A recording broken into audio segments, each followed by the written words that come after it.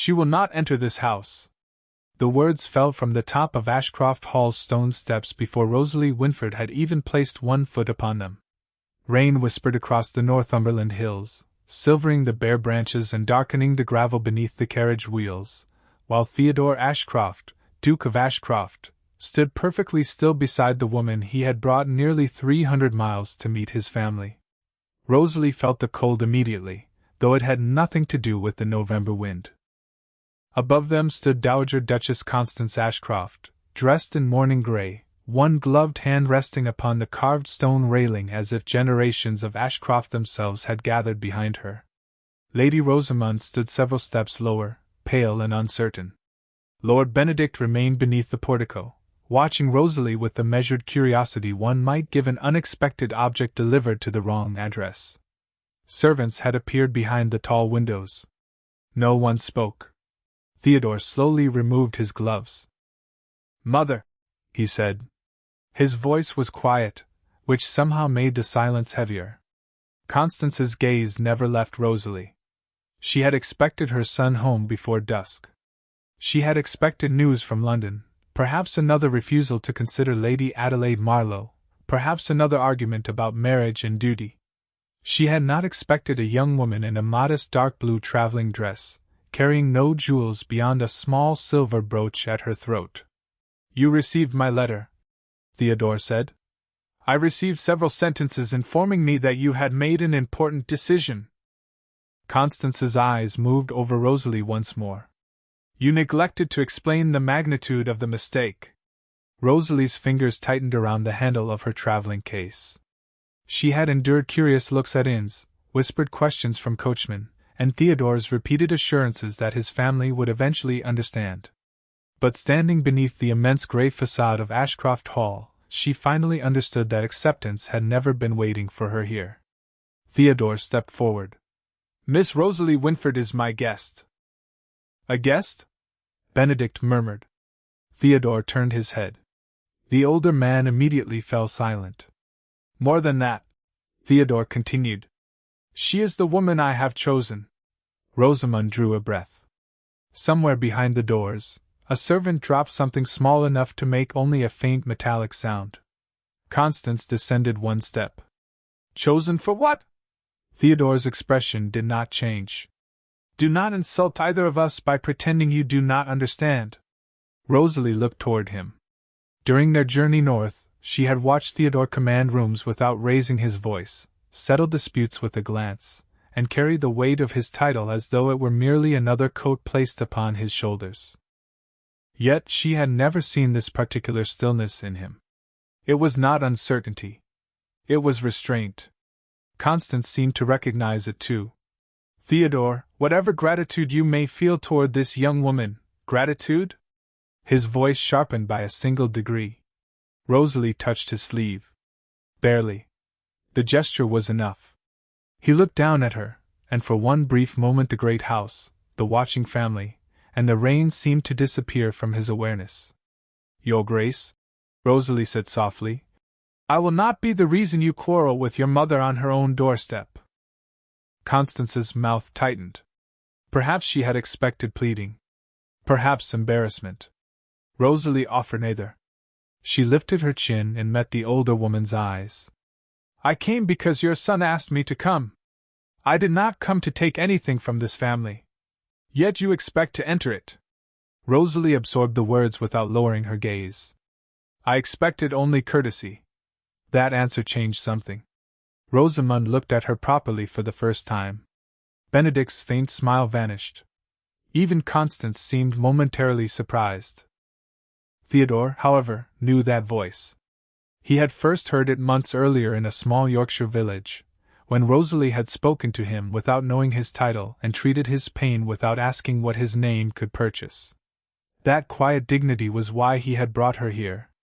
It was also why he suddenly understood how cruel this house could become to someone who refused to bow before it. Constance straightened.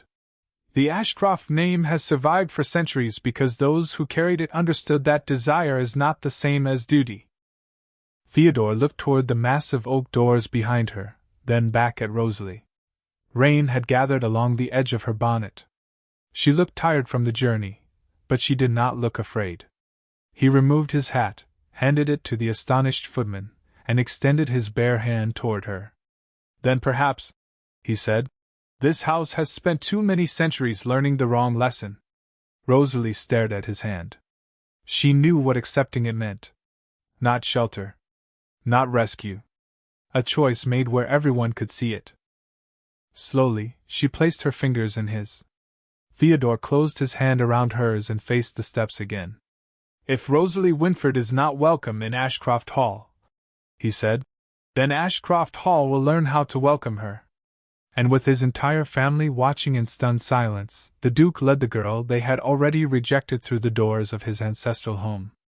By 7 o'clock, Ashcroft Hall had accomplished what the rain outside could not.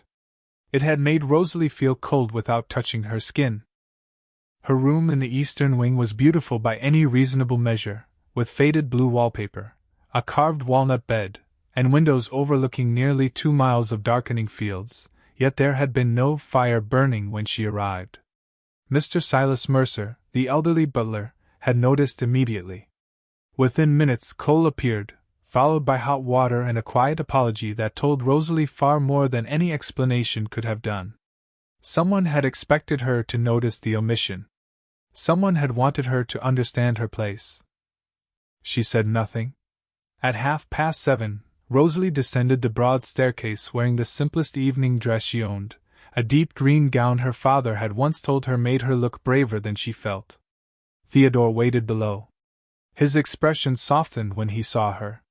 You could still dine upstairs. Rosalie reached the final step. Would that make your mother happier? Immensely. Then I shall dine downstairs. For the first time that evening, something almost resembling amusement touched his eyes. I suspected you might say that. The dining room was long enough for conversation to become a journey. Candlelight trembled across silver, crystal, and portraits of solemn Ashcroft whose painted faces seemed equally doubtful about Rosalie's presence. Constance occupied one end of the table. Benedict sat to her right, Rosamond to her left. Lady Adelaide Marlowe had not yet arrived at the estate, but her name seemed present nonetheless, an invisible guest everyone except Theodore expected to see seated beside him someday. Rosalie stopped when she saw the place cards. Theodore's chair stood halfway down the table beside his mother. The chair beside Theodore was empty.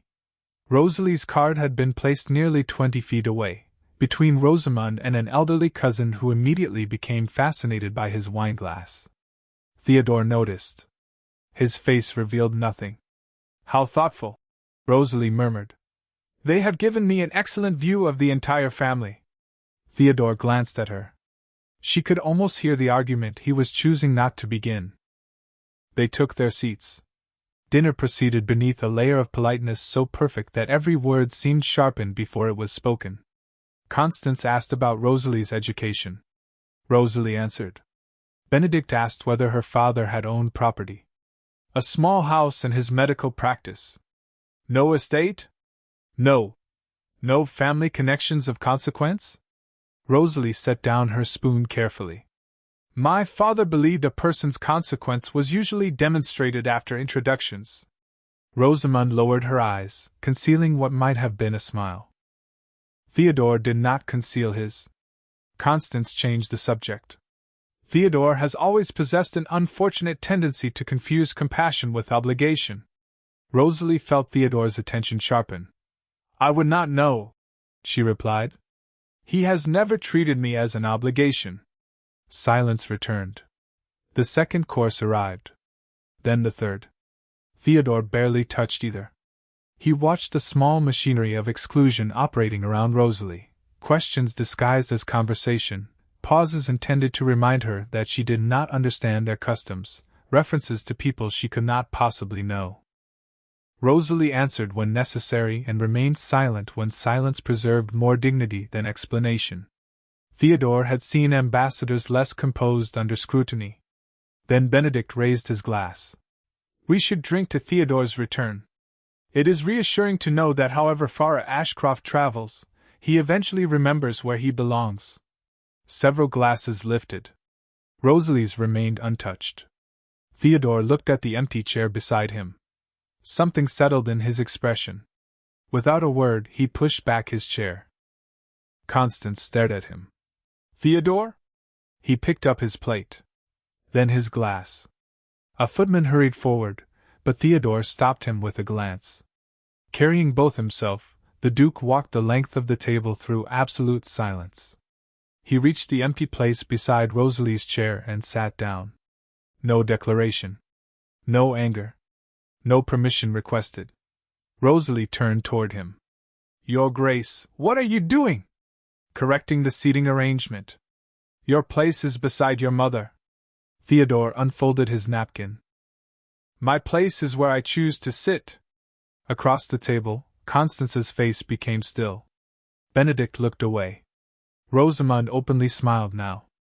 Rosalie should have felt triumphant. Instead, something quieter moved through her chest, because Theodore had not rescued her from humiliation. He had entered it willingly.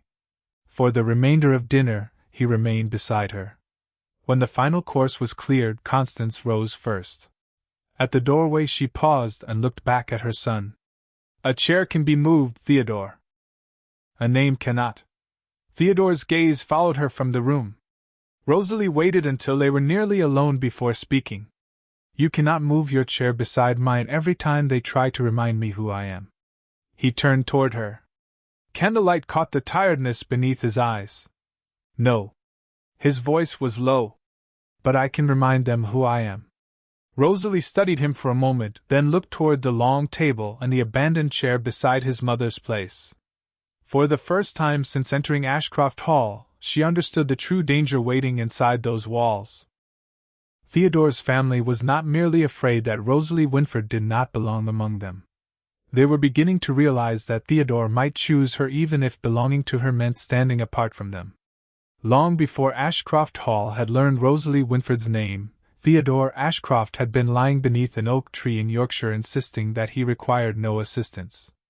It had been early September, nearly 2 months before the cold dinner at which he moved his chair beside hers, and the afternoon had begun with the sort of clear blue sky that persuaded sensible men to underestimate country roads.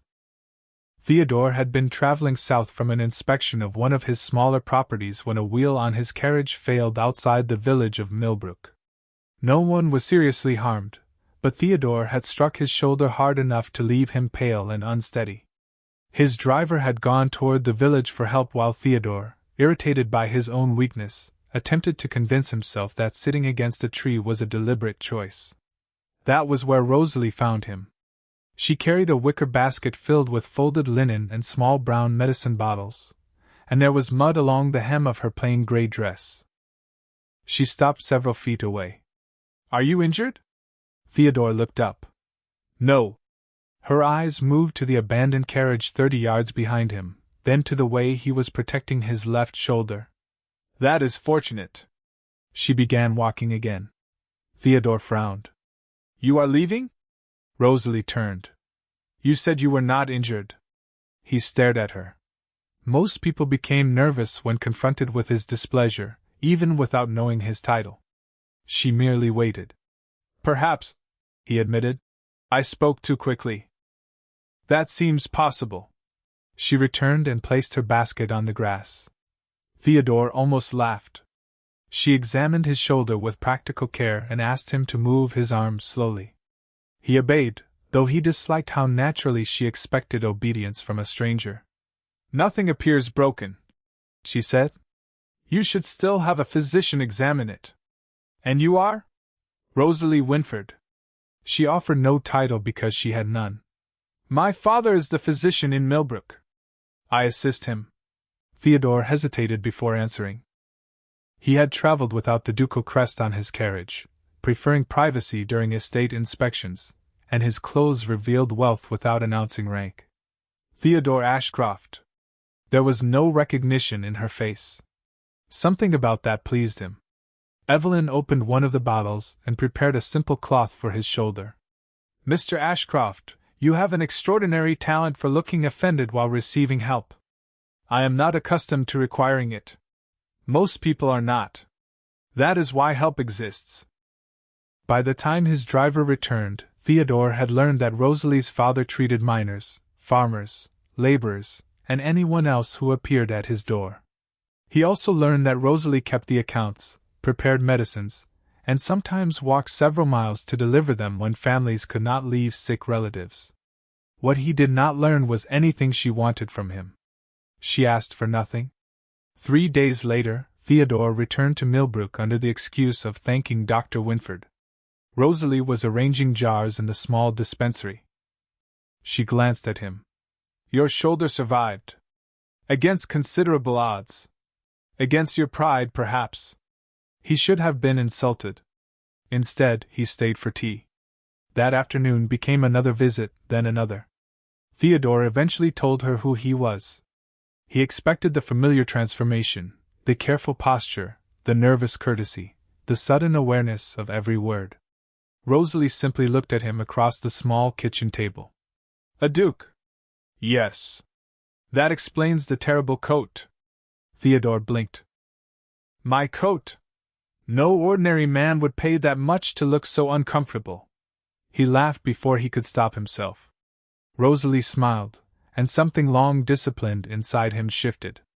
Weeks later, while they walked beside a narrow river outside the village, Theodore finally asked why she had helped him that first afternoon when he had been rude, stubborn, and entirely unknown to her. Rosalie watched autumn leaves turning slowly in the current. "Because pain does not ask for a title before it enters a room." Theodore remembered those words now as he stood alone beside the library fire at Ashcroft Hall. Midnight had passed.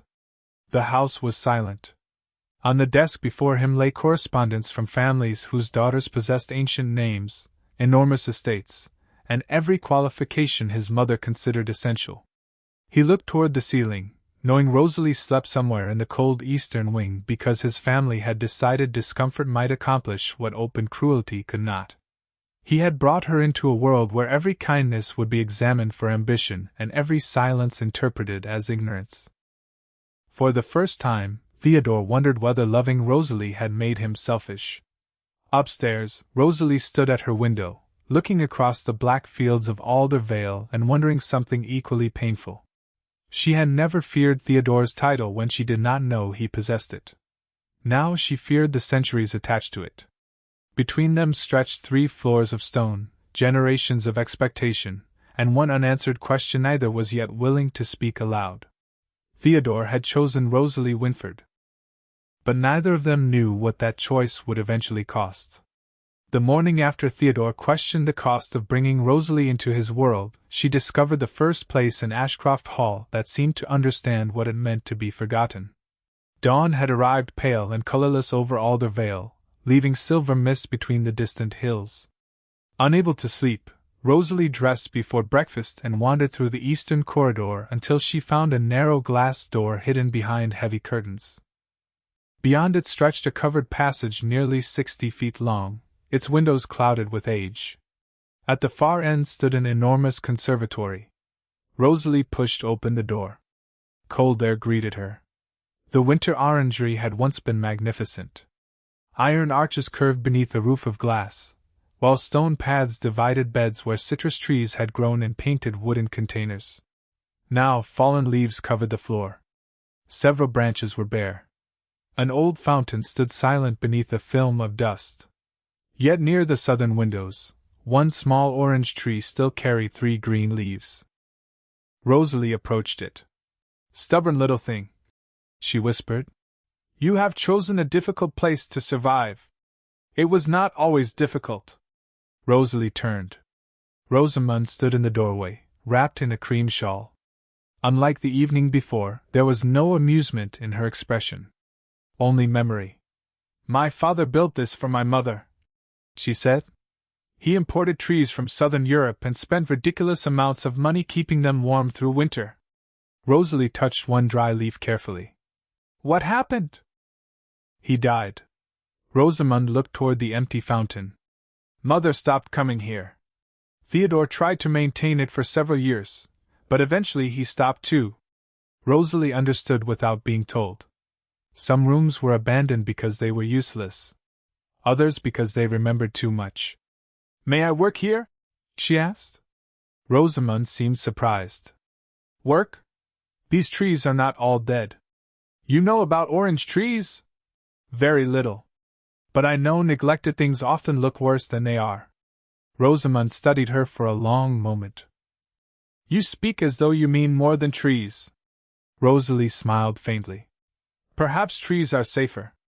By breakfast, Mr. Mercer had found gardening gloves, pruning shears, and the elderly groundskeeper, Mr. Bell, who regarded Rosalie's plan with grave skepticism before admitting that 3 of the 6 remaining trees might survive.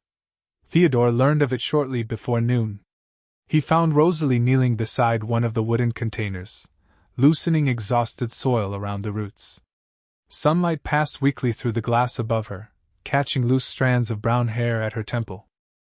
For several seconds, he remained outside the conservatory door. He had not entered that room in nearly 4 years. Rosalie looked up and saw him through the misted glass. She did not call to him. She simply returned to her work.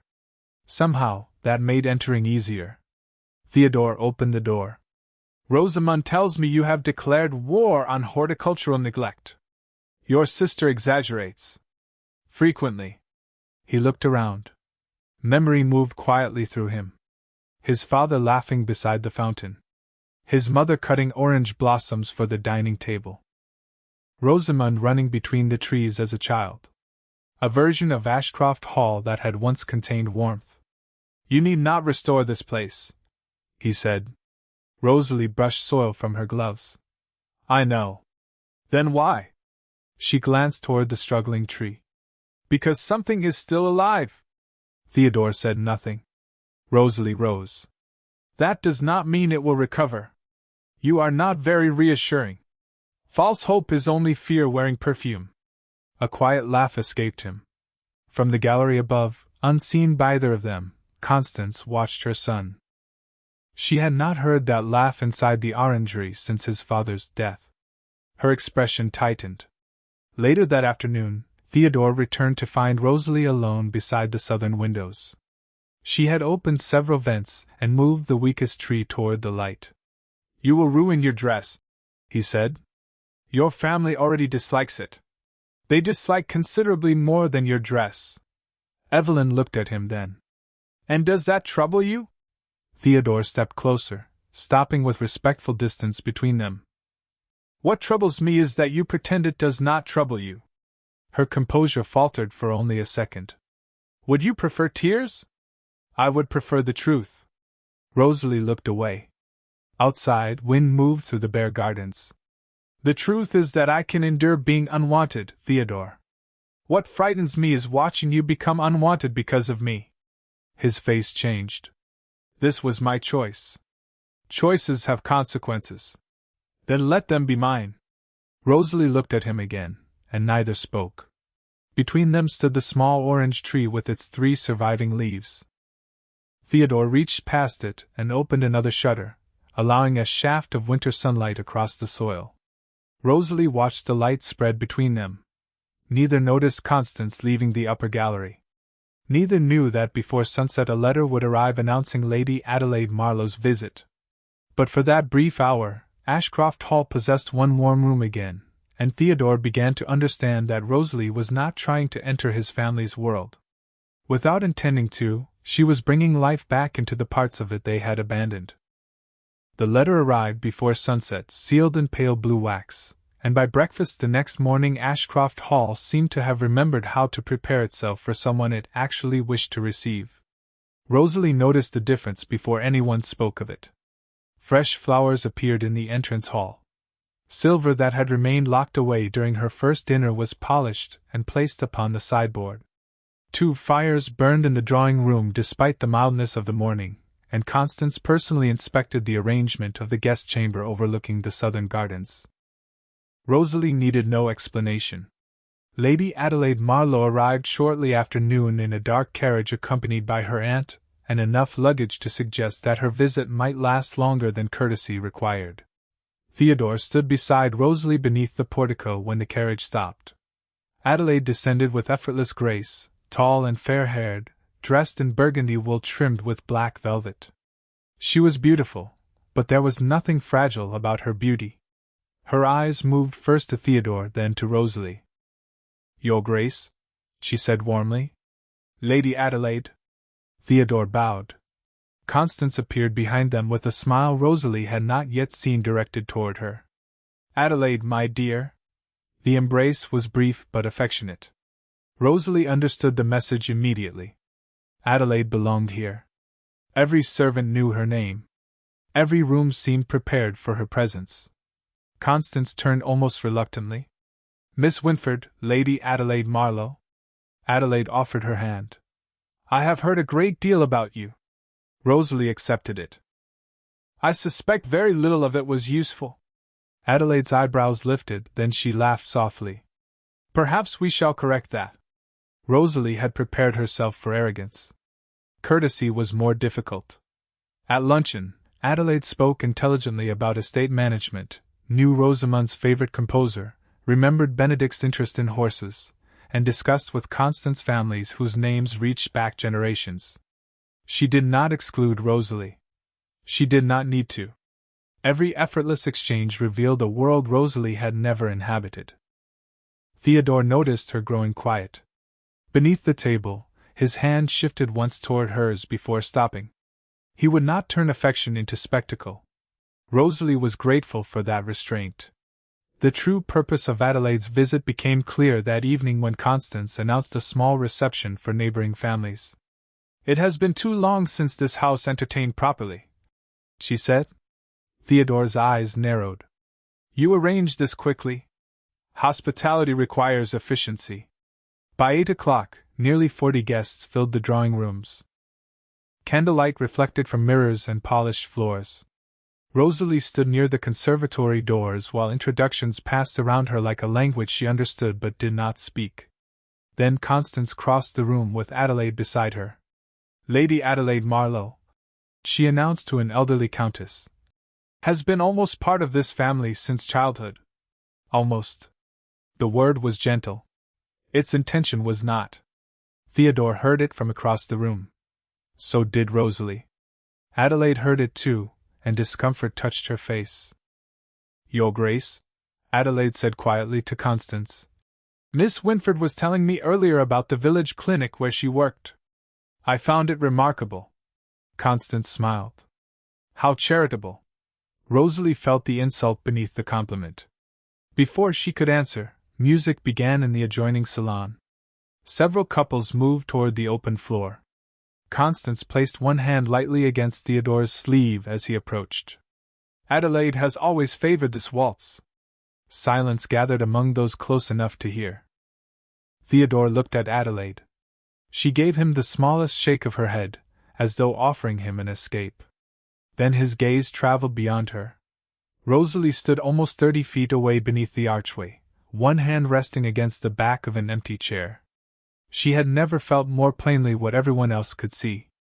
Adelaide possessed the lineage, the fortune, the practiced elegance. Rosalie possessed none of them. Theodore crossed the room. He passed his mother. He passed Adelaide. He stopped before Rosalie. "Miss Wintford." Every nearby conversation softened. Rosalie looked up. "Your Grace." He extended his hand. "Would you honor me with this dance?" Her heart tightened. "You do not have to prove anything." "I am not proving anything." His voice lowered. "I am asking the woman I wish to dance with." Rosalie placed her hand in his. As Theodore led her toward the floor, she saw Constance's expression harden, but it was Adelaide who held Rosalie's gaze for a moment, and gave a nearly invisible nod. The music began. Theodore kept a respectful distance, guiding Rosalie through the measured steps while the room watched. "They are staring," she whispered. "Let them. Your mother will consider this a declaration." Theodore's eyes remained on hers.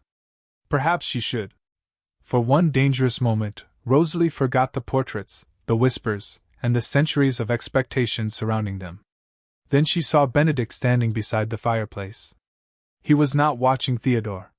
He was watching her, thoughtful and cold, as if the family's polite efforts had failed and another method would now be required. Rosalie did not know it yet, but before another day had passed, a letter bearing her name would be discovered in the one room where no innocent explanation could easily save her.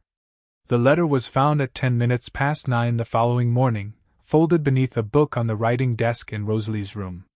Mrs. Harcourt, the housekeeper, carried it downstairs with a troubled expression and placed it directly into Constance's hands. By 9:30, Rosalie had been summoned to the morning room. Theodore was already there. So were Benedict, Rosamond, Adelaide, and Mr. Mercer. No one had touched the tea. Rosalie stopped just inside the doorway. "What has happened?" Constance held up a sheet of cream paper. "Perhaps you should tell us." Theodore turned toward Rosalie. There was no accusation in his face, only concern. Benedict stood beside the fireplace, one hand resting upon the mantel. "The letter was discovered in Miss Hartwell's room," he explained. "It appears to have been written shortly before she met Theodore." Rosalie looked at him. "May I see it?" Constance hesitated, then passed it across the table. Rosalie read the first lines. Her face lost its color. The letter appeared to be addressed to an unnamed friend. It described Theodore's route through Yorkshire, his expected visit near Millbrook, and most damaging of all, his identity as Duke of Ashcroft. The final sentences suggested that gaining his attention might provide security beyond anything a country physician's daughter could otherwise expect. Evelyn read it twice. "I did not write this." Constance's reply came immediately. "It was found among your belongings." "That does not make it mine." Benedict sighed. "The handwriting resembles yours." "Resembles?" Rosalie looked at him steadily. "That is an important word." Theodore stepped forward. "Enough." His voice was quiet, but everyone heard the warning inside it. He took the letter from Rosalie and examined it. "She did not know who I was when we met." Constance looked at her son with something close to sorrow. "You know only what she told you." Theodore's eyes hardened. "I know what I witnessed. A carefully arranged encounter can still appear accidental." "Mother." One word. Cold and final. Rosalie felt something inside her sink. Not because Constance doubted her. She had expected doubt from the moment she crossed the threshold. What wounded her was Theodore standing between her and the accusation, as though his certainty were the only evidence her character possessed. "Please stop," Rosalie said. Theodore turned. "Rosalie. Please." She placed the letter upon the table. "I am grateful that you believe me. But I will not have my innocence established merely because a duke commands everyone in the room to accept it." Benedict's expression shifted almost imperceptibly. Theodore stared at her. "They are accusing you of deception. Then let the accusation be examined." "There is nothing to examine." "There is everything to examine." Her voice remained composed, though her fingers had begun to tremble. She clasped them together. "Who found it? Who entered my room? Where did the paper come from? When was it written? If I answer suspicion only with your protection, then your family will say I survived because you refused to see the truth." Rosamond looked from Evelyn to the letter. "She is right." Constance turned sharply. "Rosamond, if the letter is genuine, questions will prove it. If it is not, questions matter even more." Adelaide, who had remained silent, approached the table. "May I?" Theodore handed her the page. She examined the paper carefully. "This is expensive stationery." Rosalie nodded. "More expensive than anything my father kept at home." Benedict gave a restrained smile. "A woman planning to become a duchess might invest in good paper." Theodore moved toward him, but Rosalie's voice stopped him. "No." Theodore looked at her. "Do not fight him for me." "Why?" The question carried more hurt than anger. Rosalie met his eyes. "Because I need to know whether I can stand in this house without standing behind you." Silence settled over the room. Even Constance seemed unable to answer that. Rosalie turned toward Mrs. Harcourt. "Was the room locked while I attended the reception last night?" "No, Miss Winford." "And how many people could have entered?" The housekeeper hesitated.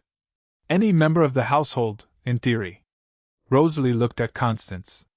Then the letter proves only that someone wanted it found. Benedict laughed softly. Convenient. Rosalie faced him. Truth often appears inconvenient to the person who arrives too quickly at a conclusion. His smile disappeared.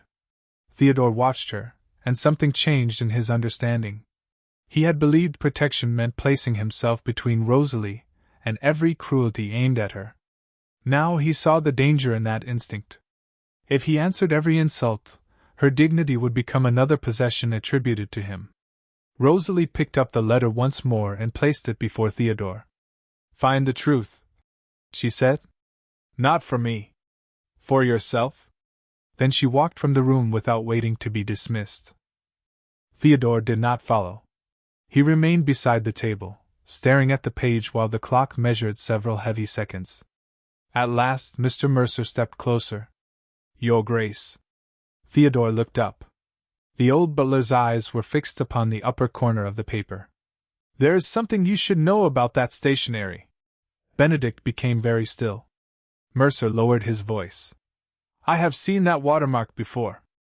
Theodore slowly turned the letter toward the morning light, and beneath the cream fibers appeared the faint crest of an office that did not belong to Rosalie Winford. Mr. Mercer did not speak Benedict's name. He did not need to. The watermark belonged to the private office used for Ashcroft estate correspondence, and only 3 people possessed unrestricted access to its stationery: Theodore, Mercer, and Lord Benedict. Yet Theodore refused to turn suspicion into judgment. Rosalie had asked him to find the truth, and for once he intended to honor her request exactly. By noon, he had examined correspondence samples, questioned the secretary responsible for ordering paper, and learned that several sheets had disappeared from Benedict's office during the previous week. It was evidence, but not enough. Theodore wanted certainty. He found Rosalie in the winter orangery shortly before dusk. She was not tending the trees. Her traveling case stood beside the door. Theodore stopped. The sight of it frightened him more than any accusation spoken that morning. You are leaving. Rosalie stood beside the little orange tree near the southern windows, fastening her gloves. Tomorrow morning. Mercer recognized the paper. She looked at him. I know. Then you know the letter did not come from Millbrook. That proves where the paper came from. It does not yet prove who wrote upon it. Theodore crossed several feet of stone floor. Give me 1 day. And then another accusation will come. I will stop it. That is exactly what I am afraid of. The words struck him into silence. Rosalie looked around the neglected conservatory, where weak evening light rested upon the leaves they had tried to save. Since I arrived, you have been moving chairs, answering insults, defending my name, watching every room to see who might wound me next. You cannot spend your life standing guard around mine. You think I resent it? No. Her voice softened. I think you would destroy your own peace before allowing anyone to disturb mine. Theodore stared at her. Is that such a terrible thing? Evelyn's eyes filled with sadness, but no tears fell. It is as if one day you discover there is nothing left of your life except the battles you fought because of me. He turned away, jaw tightening. Outside the glass, the last daylight disappeared over Alder Vale. I brought you here because I wanted a future with you. I know. Then stay. 2 words. Nothing in his title could strengthen them. Nothing in his wealth could make them less vulnerable. Rosalie closed her eyes briefly. If I stay now, your mother will believe you have chosen blindness. Benedict will call every kindness calculation. Every room I enter will become another trial, and every time you defend me, they will say I have made you weak. Theodore stepped closer. I do not care what they say. But I do. He stopped. Rosalie looked directly at him. Because I care what this is doing to you. For several seconds Heather moved. Then Theodore noticed a small smear of soil on her glove, left from the tree they had worked over together. He remembered Millbrook, the little dispensary, the woman who had helped him before she knew what his name meant. Tell me what you want me to do, he said. Rosalie's answer came quietly. Let me leave. His face changed. Anything else? Theodore. Anything. She almost reached for him. Her hand lifted, then fell. If I remain while your family believes I came for your name, there may come a morning when you are tired enough, angry enough, or lonely enough to wonder whether they were right. Never. You cannot promise what years may whisper. I know you.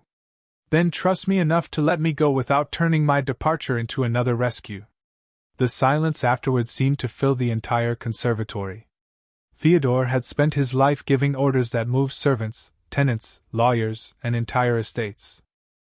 Yet the one command he wanted desperately to give remained unspoken. Stay. He understood that if he used his power to keep Rosalie where her dignity demanded she leave, he would become another person deciding what her life should be. Where will you go? He asked. Mrs. Ellison has offered me a position at a small school near Durham. It is about 40 miles south. Theodore nodded once. My carriage will take you. That is not necessary. Allow me one final argument. A faint, broken smile touched her face. Very well. The next morning arrived beneath a white sky. Rosamond embraced Evelyn at the entrance. Adelaide took her hand and whispered something that made Evelyn's composure tremble. Constance remained on the staircase, silent. Benedict did not appear. Theodore escorted Evelyn outside. At the carriage, she turned toward him. Mather spoke of love. It had become too large for words that morning. Find the truth, Rosalie said. I will. Even if it is painful. Especially then. She entered the carriage. Theodore closed the door himself. As the horses carried her down the long road toward Alder Vale, he remained beneath the portico until the carriage vanished beyond the bare trees. Only then did he return inside. He did not go to breakfast. He went directly to the estate office, where Mercer and Rosamond were waiting beside a stack of old account books. On top lay a ledger Rosalie had examined several days earlier while helping Theodore review charitable expenses.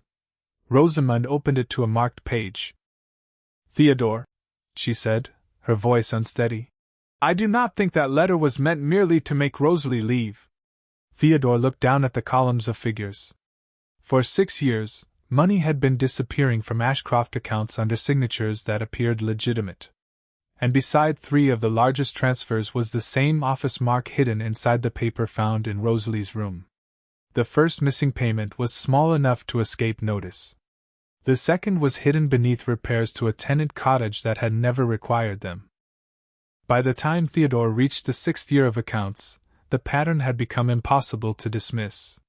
Money intended for schools, winter coal, farm improvements, and medical assistance had been quietly redirected through a collection of false expenses, each approved through the estate office Benedict had supervised whenever Theodore traveled. Theodore sat behind the library desk until long after midnight, surrounded by ledgers, receipts, and correspondence. Mercer worked opposite him, while Rosamond compared dates against household records. No one spoke unless necessary. Anger would have been easier. What Theodore felt was colder. Here, Rosamond said at last.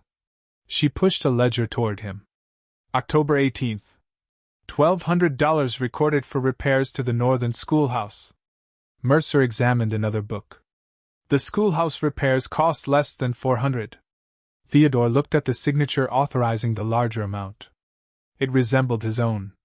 Almost perfectly. How many? He asked.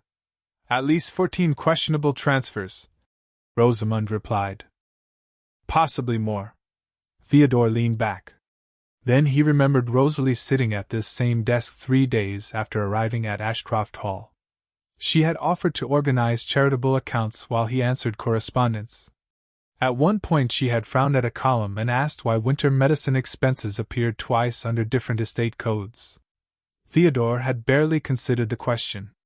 Benedict had been standing near the window. He had heard everything. The letter planted in Rosalie's room had never been designed merely to satisfy Constance's prejudice. Rosalie had noticed something. Benedict had needed Theodore to stop trusting her before she noticed more. Find the original invoices, Theodore said. By morning, Mercer had located them in a locked cabinet in the estate office. Several amounts had been altered after the suppliers signed them. More importantly, one invoice carried a handwritten instruction directing the excess payment to a private banking account. Rosamund recognized the handwriting immediately. Benedict. Theodore closed his eyes. The truth was complete enough now to wound. At breakfast, Benedict entered as though nothing had changed. Constance sat near the window. Adelaide remained at Ashcroft Hall, her departure delayed by weather. Theodore placed one ledger beside his uncle's plate. Benedict looked down. What is this? 6 years. Theodore's voice was calm. Benedict glanced toward Constance. I do not understand. You understand every number on that page. Constance stiffened. Theodore, what are you suggesting? I am suggesting nothing. He placed the false letter beside the ledger. The paper came from Benedict's office.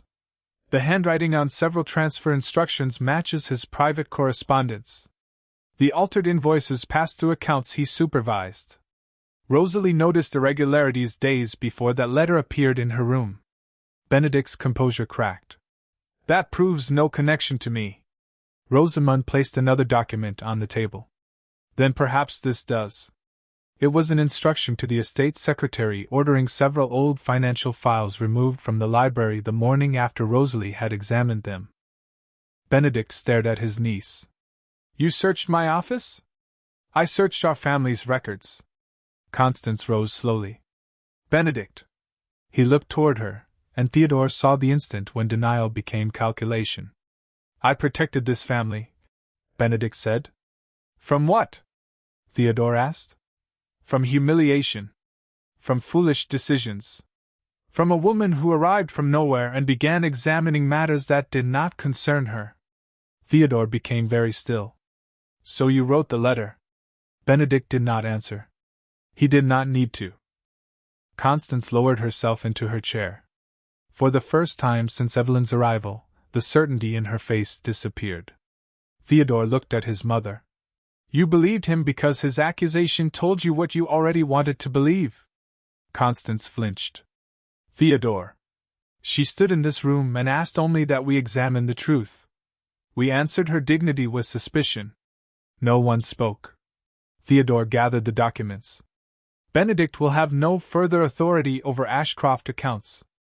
The solicitors will determine what must be restored and what consequences follow. Benedict started to protest, but Theodore raised one hand. There is nothing more to discuss this morning. When his uncle had gone, Constance remained seated, staring at the untouched breakfast before her. Will you bring Rosalie back? She asked. Theodore looked toward the rain-darkened windows. Every instinct in him demanded that he order a carriage immediately, travel the 40 miles to Durham, place the evidence before Rosalie, and ask her to return. But he remembered her final request. Let me leave. No, he said. Constance looked up in surprise. No? She left because this house denied her the right to choose her own dignity. I will not answer that by denying her another choice. Later that afternoon, Theodore carried the surviving orange tree toward the brightest section of the conservatory himself. Rosamund found him there. You love her. He adjusted the wooden container beneath the glass. That has never been the difficult part. Then what is? Theodore looked at the 3 green leaves trembling in the pale sunlight. Loving someone enough not to decide what is best for them. That evening, Rosamund went to her writing desk. She wrote only 2 pages. She told Rosalie everything they had discovered. She told her Benedict's authority had ended. She told her Constance now knew the accusation had been false. But she did not ask Rosalie to forgive them. At the bottom of the 2nd page, Rosamund added one final sentence before sealing the envelope. Come only if you still choose him. 40 miles away, Rosalie received that letter 2 days later in a quiet schoolhouse outside Durham. She read it once. Then again. Her hands began to tremble when she reached the final line. On the table beside her rested the small silver brooch she had worn on the day Theodore first brought her to Ashcroft Hall. Rosalie touched it gently. For the first time since leaving, the question before her was no longer whether Theodore would choose her over his family. It was whether, after everything that house had done, she still possessed the courage to choose Theodore. 3 weeks later, snow came quietly to Alder Vale. It did not arrive with the fury of a storm, but in soft white flakes that settled over the bare gardens and turned the distant hills pale beneath the December sky. That evening, Ashcroft Hall was filled with guests for the winter gathering Constance had once intended as a celebration of family tradition. Instead, it became something none of them had expected. Theodore stood before the fireplace in the great drawing room while neighbors, relatives, and estate families listened in uneasy silence. Benedict was absent. The solicitors had completed their first examination of the accounts, the missing funds were being restored, and Theodore had ordered that every dollar recovered be returned to the schools, farms, and charitable programs from which it had been taken. He offered no excuses for his family's failure. A respected name, Theodore said, does not make dishonesty honorable, and a humble name does not make innocence doubtful. Constance lowered her eyes. Rosamond watched her brother with quiet pride. Adelaide stood beside an elderly and near the windows, understanding better than most whom Theodore was truly speaking about. Then the doors opened. Theodore stopped. Rosalie stood beneath the archway wearing the same small silver brooch she had worn on the afternoon she first arrived. No jewels announced her. No grand dress transformed her. She had returned exactly as herself. The room became silent. Theodore did not move toward her. Every instinct urged him across those 30 feet, but he remained where he stood because this moment belonged to Rosalie.